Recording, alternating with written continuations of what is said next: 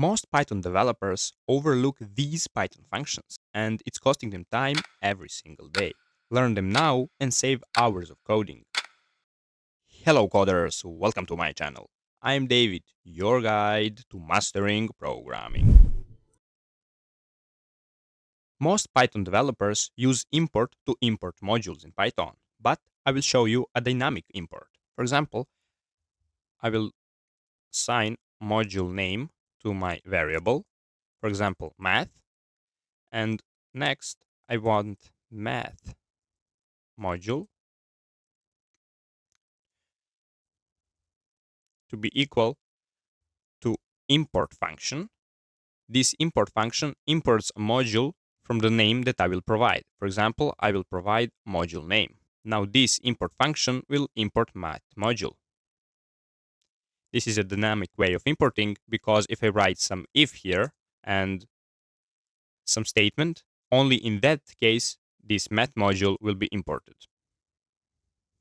Now I can print math module dot and use all math module functions. For example, s squared t, which is square root, and I will pass 25. So when I run this, I expect to see 5. And as you can see, 5 is printed, which means I successfully imported math module. Next useful function is vars function. It's used to check all objects of a class. I mean, all instance attributes of a class. So if I have a class A and I have some class attributes, for example, A to be equal to 3, and I will also create initializer that will initialize my self dot b to be equal to 1, then self dot underscore b. I want to show you something with these 3 types: protected variable and with this private variable b, which is going to be also equal to 3. And also I want to show you if I create, for example, some variable c that will be equal to 5. Now if I create object, which is going to be equal to this class A, precisely this object is an instance of this class A. Now when I print vars of object, this vars object only create instance attributes from that given object.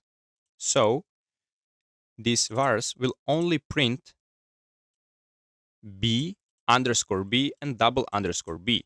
Why? Because this A is class attribute, so it won't be printed, and this C is a regular variable inside any function.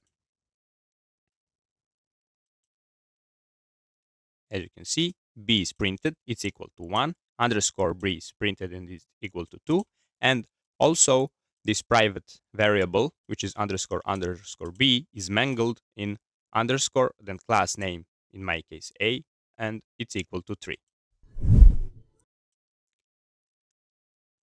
Now I want to show you how to check if all elements of a certain iterable are, if any element of a certain iterable is present. More precisely, if true, if this iterable has only Boolean value true, at least one.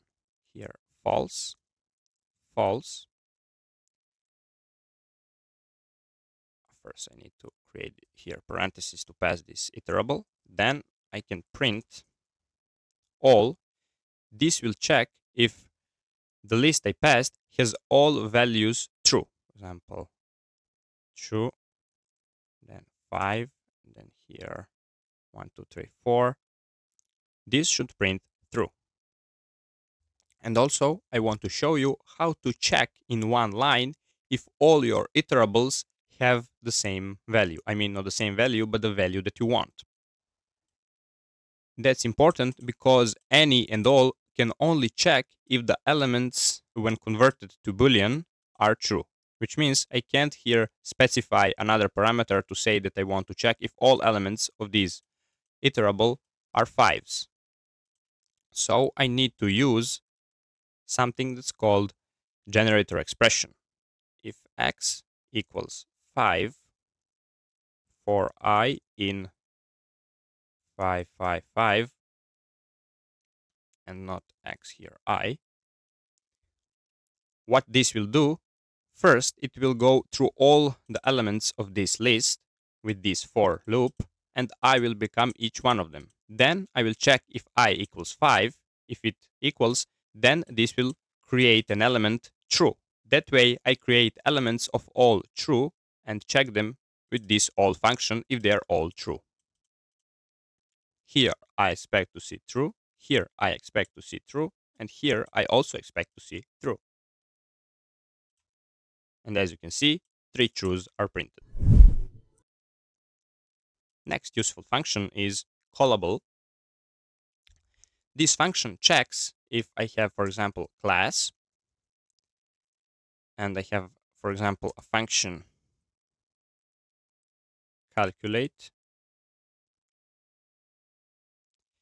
This function checks if an object is callable. And if I have a variable, for example, 5, print callable. Here I will pass a, print callable b, not b, but calculate, and print callable x.